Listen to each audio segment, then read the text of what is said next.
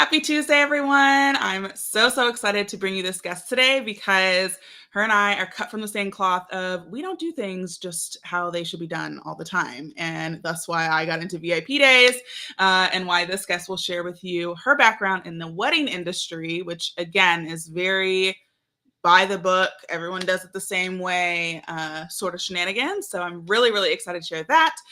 If you're here, let us know in the chat and say hello or welcome. And then also let us know if you have any questions or comments as well, and we can answer those along the way too. So with that being said, I want to bring on the beautiful, wonderful, smart, brilliant, lovely Michelle Whyte, who is all things wedding planning. So for those of you who are in a business to consumer industry as well, this will be a really great live for you to watch as well. But Michelle, go ahead and tell the good people a little bit about you and your business. Hello. I'm so excited to be here with you today, Jordan. And of course, my DID VIP Day family.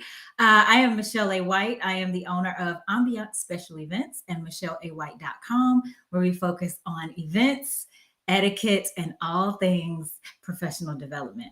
On the wedding side of things, I help couples find their voice and their version of wedding day by ditching the overwhelm to create a streamlined wedding plan in a single day. And so we sort of rip the Band-Aid and get to all of the questions that everyone's asking so that you can find out what it means to you to plan a successful day, which is generally in less time. So we are over the overwhelm. We are over the you have to do this, you have to have that. Everything isn't for everyone. And so we really focus on honing in on those details that matter most.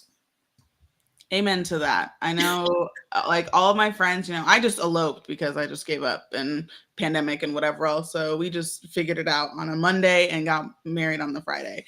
However, everyone else I've spoken to who has put together a wedding, it's like, it is such a process. Like you think about like those like methods and whatnot. Like I think of one of the most complicated ones being a wedding, not only because there's so many detailed parts, but there's also so many people involved. So many people and so much emotion. And that's sort of the silent background that no one talks about. It's only emotional because there's so many expectations that we're trying to meet. And it's just like, how do you host and be hosted on the same day? Yeah. That's the complicated part. It's like you're host, but you're also the guest of honor. Who does that? Nowhere. Yeah. Nowhere do you do that. You don't plan your own party like this way. That's not how it works. So it's complicated and I get it. And there's so many things to see and creative options.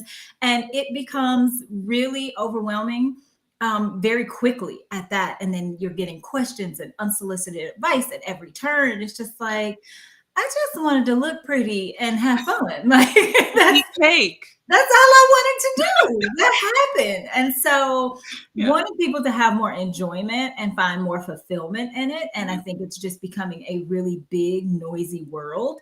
And I wanted to take a shift and make a shift to kind of bring that back to home for me and then connect with clients who that's also what they want out of their journey and their process. Yes, I love it. So you've been in the wedding industry for 15 years. And tell me what your business looked like before VIP days and what felt like it wasn't working for you. And like, how did you know that like something needed to shift? Okay.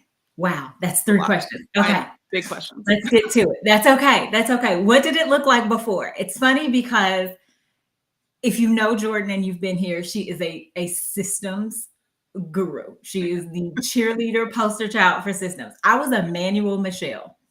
I was, you see that judgment there? Listen, I was a manual Michelle. And so it worked for me though. My process for the most part was in my head.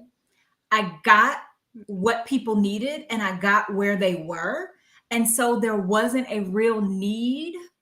So I thought to document that. I just did what I did. It's sort of what comes naturally to me. And so I've never really thought about writing that down or seeing what that looked like with my own eyes. I just know what's happening. I know where you are. I get where the family drama is and how to talk you through it. I just innately understood where my clients were and where they needed to be. What drew me to VIP days is that over time, what drew me to weddings, let me take a step back, zoom out. What drew me to weddings is it's never the same day twice. So when you talk about in our intro, we kind of buck the system a little bit. That's where I don't follow recipes to a T. I just need the general idea, and then I'm going to add my own flair and flavor to it. So weddings are kind of that same way for me. There is a general process, but it's never the same twice. I don't care if it's the color scheme in the same building. The energy and the people that you add to it will always bring a different flavor to any event. And so that's what really drew me to weddings. Over time, the checklists and the have-tos and the articles and now the photos and the pinning have all made it seem rather cookie cutter. And so we are now in a space where a lot of times clients will come to you and tell you what they want, which quite frankly, a lot of times isn't what they actually need. And so there's always the education piece that's involved with what I do. But what drew me to VIP days is it was starting to get stale for me. Doing the same process the same way with no real movement for creativity, I started to feel somewhat stuck and a little bit suffocated in the process itself, but didn't really know how to shift or break away from that. And so learning about VIP days, again, not following the typical or the standard recipe, I saw myself in it, even though it didn't initially appear like it was for me.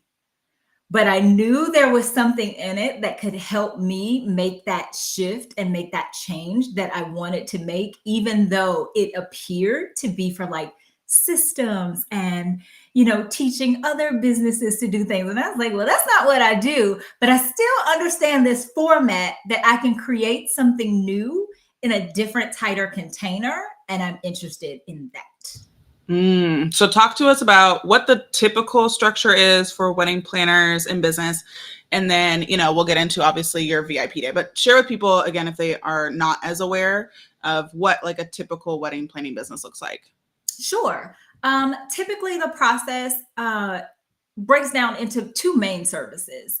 It's either done with you over almost a 9 to 12 month period of contacting vendors, finding your vision along the way, creating your design, meetings, those types of things. It's a very step-by-step process, but almost in something that a lot of our systems people can relate to. It's almost the same as having a retainer client. So you're working with them pretty much monthly on a project until project end date, which is normally 9 to 12 months away.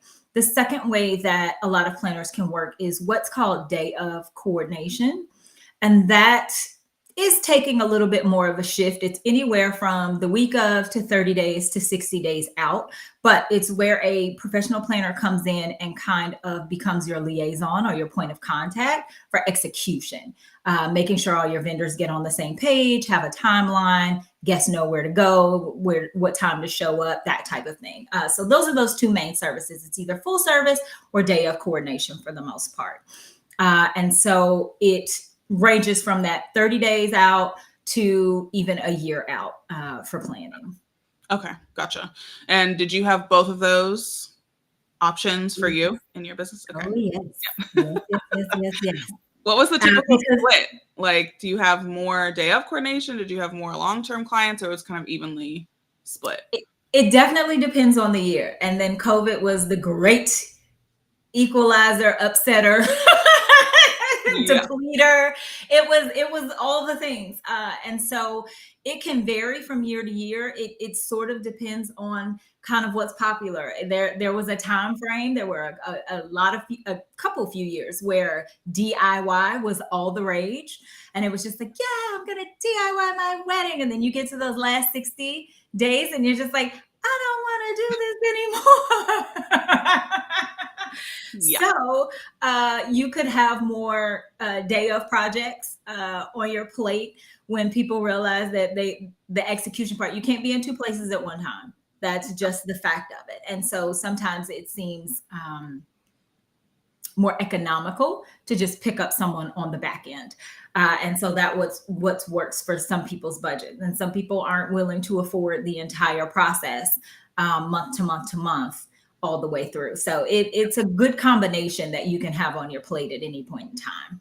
Nice. Yeah. Love that. So then, okay, you were doing both options of a typical wedding planning structure of business, and you knew that, again, maybe VIP days weren't necessarily for you. However, you could take some of the parts of it, which is, again, being able to do something in a shorter amount of time and make that adjustment. So what was the, I don't know if it was maybe it was something that I said or something that you saw that was like, oh, okay, like I actually want to give this a try, right? It's one thing to like think about it, and then it's like, okay, I'm actually going to give this a go. Yeah, so I did what probably most of us have done. I very politely and silently stalked you. So it was, I heard your name. Someone mentioned VIP Day, and I was like, what's that? Yeah. And someone was like, oh, well, it's from Jordan Gill. You should look at it. You should check her out. So, it starts with, I go to your page and it's like, oh, okay. Then you had a podcast at that time. Yeah. And so then I consumed the podcast, and it was all about systems. And at that point, being a manual Michelle, I was just like, oh, this is really healthy for me. Like, I could stand to use some of these tips and tools. But then I started to see you on other podcasts, and hearing you talk about that freedom and that white space was sort of first draw. And then the conference was coming up. Yeah. And so the virtual conference, I believe it was September of last year. Yep. So the virtual conference was coming up, and it was just like, you know what? One, I hadn't done anything like that. I hadn't done an event like that. And I was just like, you know what? I'm going to give this a chance. Yeah. Got to the virtual conference. Listen. It's a vortex. There was music. There was a whole MC, and I was like, I have found my online home. Like, this is where I belong. And that year, I think you had kicked it off with an outside speaker. Quinn Conyers came in talking about luxury language. And it was just like, one, this isn't even necessarily about VIP days in general, but I needed to hear that. And then it just kept building. It was real examples of real people getting those real results from, again, a framework I still didn't know quite how it worked, but I knew that it was probably something in it for me. And so by the end of the virtual conference, I felt like I probably had enough to know that it was the framework. It was, how to create kind of that model that even on my own and in a DIY aspect, I wasn't going to nail. And so I have spent enough time in business knowing that it was just like, this is no longer the way I wish to spend my time. Like, I don't want to do it on my own. And at the end of that conference, I walked in the kitchen, I looked at my husband and I said, this is the thing. Now, mind you, I've been in business a lot of years, so there have been a lot of things, right? But I walked in and I go, no, babe, really, this is a game changer. And he looked at me and he says, you haven't been this excited about a thing in a long time. He was like, what's holding you back? He's like, you don't have a good enough answer. You got to do it. And that was it. I was just like, oh man, am I really going to do this? Because I really don't know what it is yet. Like, I still don't know. And initially I came in thinking that I was trying to find another container for my etiquette services. And then, when I got into the program, it was just like, I still don't quite know where I'm going with that. But it was like, I do know I want to do something different on the event side of the house. And so it was just like, let's use this time in the program to try that out. And it was much more streamlined than I thought I could. It was just the challenge to innovate my services and to innovate the industry to a certain degree, because that download a checklist, get started, say yes to the dress. Like it's all very standard across the board. And I don't care what platform you're on, it tells you the same thing the same way. And because I've got so much experience with it and I've dealt with so many families and so many backgrounds, it doesn't take 12 months. It doesn't have to be this way. It doesn't have to be the most stressful time for your life. You're like, it doesn't, you don't have to adopt that at the start. And I was just like, I'm kind of fed up and over. And I was like, I got to break through kind of this noise and this red tape and do something different. And I hadn't seen another example of it. And so VIP days was sort of like my chance to say, I'm really going to create something signature for me and my business and really kind of reinvigorate my love and my passion for what I do. Yeah, I love that you mentioned too that you came in still not even really knowing. Again, you came in with the etiquette services and wanting to do that, and it's funny. It's kind of a trend I've seen from all of the case studies on Tuesdays. Everyone's like, "Yeah, I came in with this." Oh, yeah. You think you know things. You know nothing. You think you know things. And I mean, let's give it up. Where are my multi-passionate people, right? Right. You feel like you have to forsake one idea for another. You have to focus on one idea before you can get to another. And that was one of my main challenges. I had to choose. You know, I could have spent my time in the program and I would have been spinning my wheels trying to go, okay, I'm going to do this thing. And then I'm also going to try to apply it to something else. And I wouldn't have been able to focus and really go after it the way that I was able to. And I probably wouldn't have been able to sort of flesh it out the way that I was able to. And it takes real intention to be able to do that. You get into not only who you serve, which you thought you knew who you served. Chances are you haven't really, nailed down who you're talking to. And all of that really matters, not only for your VIP day, but really just for the health of your business in general. Yeah, I so agree. Did you happen to have any like people who've known you in business for a long time? Did you have any backlash or anyone be like, "Why are you doing that?" Or was everyone else just like, "Oh, cool"? Like, what was your reaction of like people around you that knew you? Yeah, I will say I don't get any verbal backlash, and I get lots of cool, but a lot of people still don't understand necessarily what I do. So I am in a season of educating as well as marketing. And that is a different place to be, but it feels good. It feels aligned with how I wanted to move forward. And again, I sort of am welcoming that challenge because it's new and it's fresh and it's not, you don't know anyone else doing it. And so it's refreshing for me because I have a degree in public relations. So that I thrive on that sort of problem solving and it never being the same. So I'm a glutton for punishment in a different way. But that's what it takes. So I am having to educate not only my friends in the industry on the new way that I plan, I also have to engage and educate my audience in a different way. So couples haven't necessarily heard of a more expedited way to plan that doesn't even require group coaching and week to week, check-ins and that type of thing. So very few people know that there is another way. And so I'm also charting the course on that.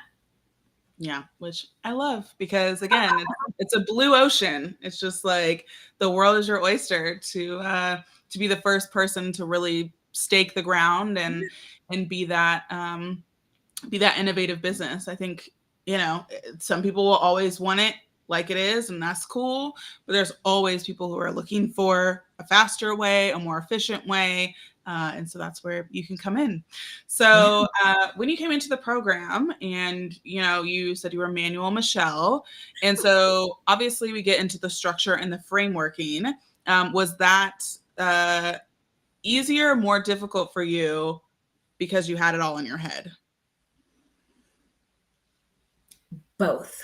And I'll say that because I didn't know it was a framework. because I just do what I do. So the challenge for me was having to put it out and circle the bubbles, the clump and dump. Like, it was having to figure out what things went together, which not only is better for the client, but I also understand differently. And I was able to shift and move and go, you know what? No, this is a better way to do this or to get these things out versus jump here, then jump there. I was able to kind of really put what I call my magic on the way that I do things. And it doesn't have to look like what you've seen before. And I think that was probably the greatest challenge for me. Creating my framework also needed to be aligned with the way that I want it to work. And that sometimes is a little bit different than the way I've always done it. Because that format is there for, it's really just guidance. There's no one size fits all way to do any of this. There's no one size fits all way to do a VIP day. There's no one size fits all way to market. There's no one size fits all way to plan a wedding. And so I had to then lean into that in order to really create what I felt was a solid foundation. So for me, I took the education piece, because if I look back over all my clients, what's the most challenging piece? Well, they don't know what they don't know. That's literally where I started. Well, what do I feel like everyone needs to know to get started and be successful with it? And that is how I then created the framework. I didn't have to take the entire wedding into a day. It was just like, what don't you know? What keeps you from getting started? What keeps you from feeling confident and in control of things?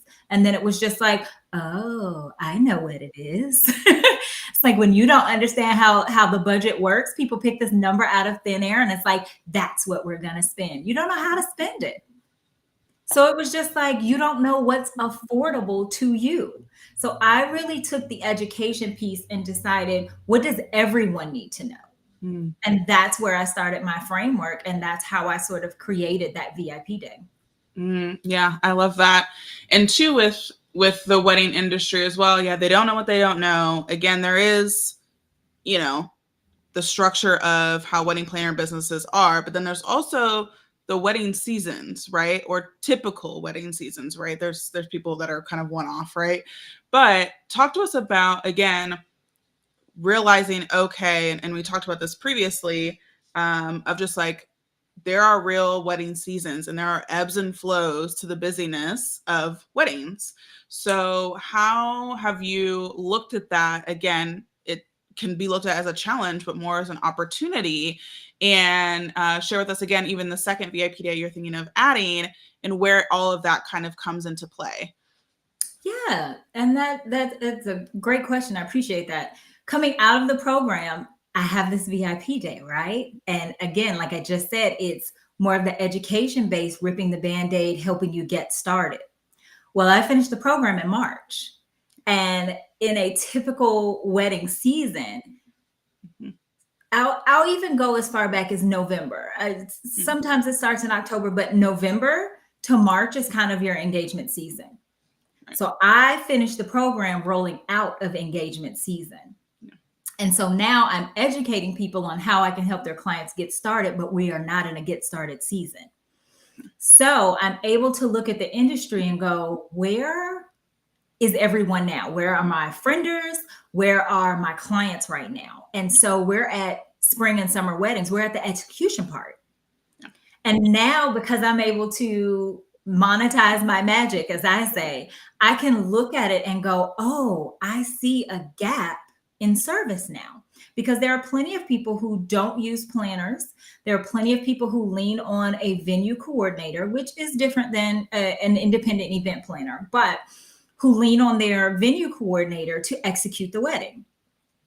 Well, those would still be kind of considered DIY clients, whether they realize it or not. And now I'm able to look at it, and I'm going to create a second VIP day, which will be a I do audit. And it'll be called 60 Days to Wedding Day. And so it's helping couples establish that communication plan and that communication hub for all the information all their vendors are going to need, helping create a timeline. Because when you're 60 days out, and really more so about 30, that's what everybody's going to come back and then ask you for. So you will have done a great job putting all the dream team into place and finding the dress. And now you're like, yay. And then everybody comes back with 30,000 more questions. Like, how would you like your napkins folded? And you're like, just put them on the table. I don't care. So it's helping them get to that finish line. But I'm now able to see and look at the gap differently, because I'm able to assess what season of business we're in. And I haven't had that time to really look at it that way, because I've always had someone on, I've always sort of been on the hamster wheel with everyone else of like, it's just another weekend, or just another wedding, another couple will pack it up and do it all again next week. Yeah. So I am getting that freedom to change the way, not only to serve my clients, but also serve myself in the meantime. I get more weekends than I've ever had. And it's fantastical. But I'm still able to do what I love, but in a way that I love it now. Yeah, I love that. Like, that's what it's about. Like, we are not in business to just have offerings and services and clients that we don't enjoy. And that's where I found myself too in the beginning of my business. And I'm glad that it didn't take long for me to recognize that it wasn't the way that I enjoyed doing it. There's always ways that you can change. No decision is permanent. I've changed my business name 3-4 times at this point, and all is well. And I'm still here and trotting along, right? There's all those things that I think people get really attached to, and really analysis paralysis, because they're like, okay, these are the services I'm doing, so I can't change anything about them. And so I'm going to continue to do them forever because I've made that decision whatever, however many years ago. Yeah. And yeah, so did you feel any hesitancy about making the shift? Because, again, it was very new, yes. Right? And it's a new decision. Like, yes. Talk to us about that. I still struggle with that because I am the odd man out. And so you don't know it works until it works. And so I am, grateful to have had, interest in it. And I'm grateful to have referral partners who's like, oh, this could sound like, someone, I'm going to send somebody your way. Like, I'm grateful for those opportunities that people are kind of feel the same way I feel, that we could use a refresh, a rebrand in the wedding industry. So sometimes people you see the process and you also think that is the one you have to follow. And so for some industries, it's like that. And even though we're in here to create our own VIP days, I know how, we work. You're comparing yourself to someone else. If you hear that someone else has a Dubsado VIP day or a ClickUp VIP day, you're looking at what they have, you're mimicking and mirroring what they have, and you don't have to do that. I will say this, and Jordan, I don't know if I've even had the opportunity to say this to you before. This program gave me the permission. I had never really heard the permission to change my mind, to change the way that I do it, to build it seriously around my life first. It was just like, oh, you want to get into business, you want to make money, then you got to find your brand and your logo, and you're never considered how this operates around my life, not becoming my life. And so this is one of those internal refreshers where it was just like, oh, I'm also in a new season of my life. I'm a military spouse. We are nearing retirement.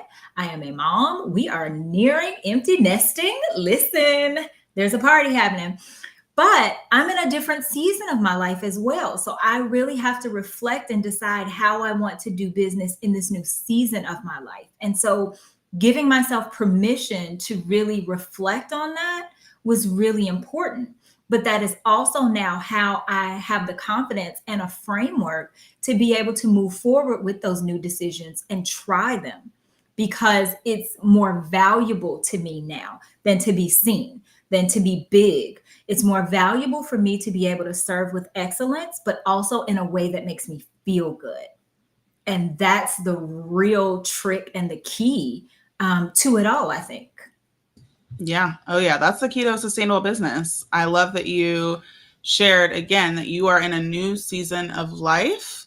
And so, therefore, your business also needs to adjust to that. Like, and again, it doesn't mean that you've been doing business wrong for 15 years, because that's not the case. That served you for that season, and now you're in a new season, and that's cool. And like, let's, yeah, put your life first and get Yeah. excited for all the empty white space that you want to have with Yeah. your family, and go with that, you know. Yeah. And if you want a new season, you can make a new season. And that's, I think, the real trick. Like there is almost nothing I can't framework now. Like if you bring it to me, I'll go, okay, what steps should we take to achieve that? It doesn't even have to be a VIP day, but I think differently about the way that I serve. And I think that's been the most rewarding benefit for me. I think differently about the way I serve and the way that I show up. And I can pick and choose what that looks like for me. It's all about choice. The power of choice, I think, is something that is so under talked about. Like, people just don't touch on it very often. And I think there's a really missed opportunity when Mhm. you forget that you don't have the power of Yeah. choice. It's still it's and again, it's just, again, maybe how people are told how business is done. But I'm like, no, like, there's a choice today, there's a choice 5 minutes from now, there's a Yes. choice tomorrow. Like, and we can adjust and move Yes. from there, and I think And that's it's all successful. and it's all successful. It's all successful. What serves Yeah. you in your life is successful for where you're trying to be. Everyone doesn't want six figures and a yacht, Right. Yeah. and Mhm. that's okay. If you just want to pay for your kids' camp during the summer, you know, it's fine. So it's just like it's all successful. And I think again, when you talk about that missed opportunity, that's where it is. I don't think we sort of take these classes and these courses and we get roped into this culture of get started and go Yeah. without really assessing where we want that to go. Where are we going? We just get on the road, we get in the line and we get to walking. Yeah. And it's just like really deciding, it's like, oh no, I would like the brunch version of business. I don't necessarily want the replace my 9 to 5 version or Yeah. the still working in an office every day. It's just like business by the beach. Like whatever that looks like for you, it's all successful. But it's really, this program has really helped me to not only have the permission and the freedom to do it, but now I have the tools in which to create it. Yeah. Amen to that. So talk to us about your first VIP day, which I love to talk about the first one, because it's always like that pivotal one of like, okay, we're doing it. Somebody's paid me. I gotta show up. This is real. So talk to us about your first VIP day and what you were feeling right before, during, and after. Like, give us the play-by-play. Yeah, it's so weird. I felt as prepared as ever for my first VIP day. And probably because it wasn't in my head, it was all out. I created a playbook and a format, and I knew the direction of it. And so it was exciting. I think one of my friend's daughters uses nerve sighted, so she gets the credit for that. But it is a nervous excitement, and so it's more so how the client will receive it. So did I feel like it was good? Yes. Did I feel like it got Jordan's stamp of approval? Absolutely. But until the client experiences it, and again, because this is new, I'm sort of that nerve sighted. I'm not sure how this is going to turn out. But my VIP day is 8 hours. And we go through pretty much what I consider categories. So we go through every category, every element of the wedding. And really, I am asking tons of questions to find out what's important. And I'm capturing the couple's answers so that when they are faced with these challenges of those hard decisions, they're able to come back to something and go, oh, this is why we made this decision. Or when we start, when expectations start creeping in, it's just like, oh no, we said we were going to focus on this, this, this, and this. And if it's outside of this, then this isn't the decision we're trying to make. Because when it comes down to, it becomes, is it about things or is it about the experience? And no amount of tulips or flowers can create, that environment and that interaction engagement with your friends and family. So you got to decide what's more important. And that's okay. Some people are very design oriented. And so that look is everything for them. So it's taking them through the day. We do break for lunch. I had it delivered to their house. It worked seamlessly. I'm so excited. But I did lean on my DID classmates to find out how to do that. It was just like, I want to provide lunch. How is someone else doing it? So this is where you can really learn from others and how they're constructing their VIP days. And you can pull little bits and pieces that help yours run more efficiently and seamlessly. But they really enjoyed it. And they thought it was so cool. I was just like, we can break when lunch gets there, or we can, power through for another 15 minutes. And they were like, lunch is here. And I was like, yes, like, this is great. But at the end of the day, I leave a half an hour for what I call Ask Ambiance, which is where they can ask any additional questions or anything else that's coming up. We can address any other anxiety and that type of thing. And they just looked at me and was just like, wow.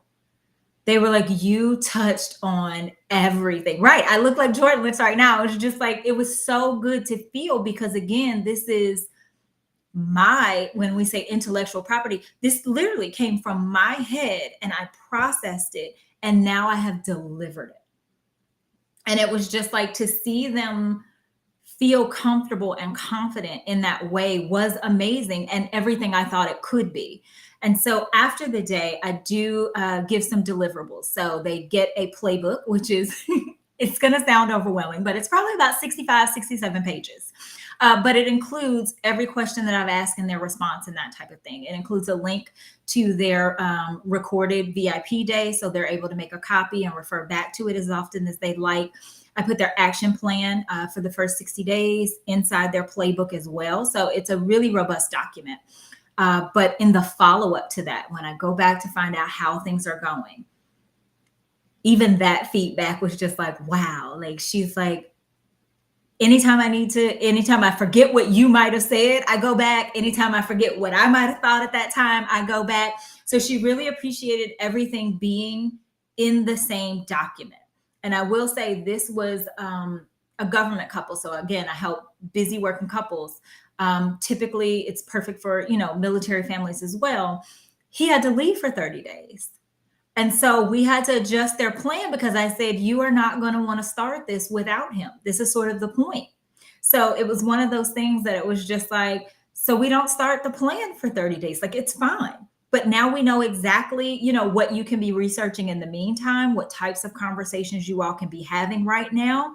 But wait, like, there's no urgency for you to move forward and carry this burden alone, because at the beginning, I have them set the tone for what it is. So they sort of like set a little mantra that helps them stay connected as a couple.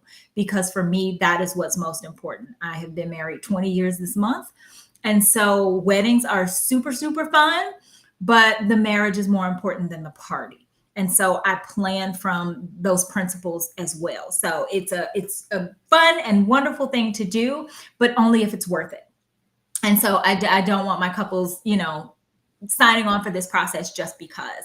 But her feedback was just, that she really appreciated it. And she loved the VIP day because it gave her the tools, because one day she hopes to help this, through this process with her daughter.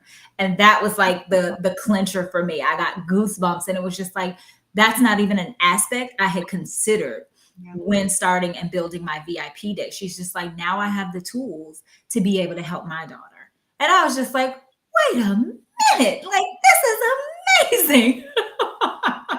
Oh, that is like so many sweet words. And again, this, especially at the first one. Yeah, like it just feels so good, which I love. And so I want to wrap up with a final question of, again, for those who haven't had their first VIP day and want to maybe dip their toe in to VIP days in general, what would you say to them? Or you can even think of yourself before your first one or before leaping into VIP days. What piece of advice would you give somebody who's in that kind of sphere of thinking? That's an excellent question. I think Knowing what I know now and even knowing what I've been through in business, I think I'd have to say you won't get this wrong. And so I think it's really important to what I think Jordan and the program does a great job of is not creating more Jordans. So you didn't tell me how to systematize the wedding side of my business or my planning process. It really had to come from me. And so therefore, you can't get it wrong. If that is what you feel like the best practice for your industry or your way of doing things is, then you go, and when you tweak it and you try it, it's because you feel like there's another or a better way to do it. And so I think that taking the chance on you is the most worth it thing that you can do, but allowing yourself the opportunity to, again, like I do for my clients, find your voice and your version. You are creating your version of this sort of model. And so you won't get it wrong. You will try some things and then you will tweak it as you go along, but you won't get it wrong because it authentically comes from you and is now being built with the alignment of how you want your life to go. There is no two better things that you can put together.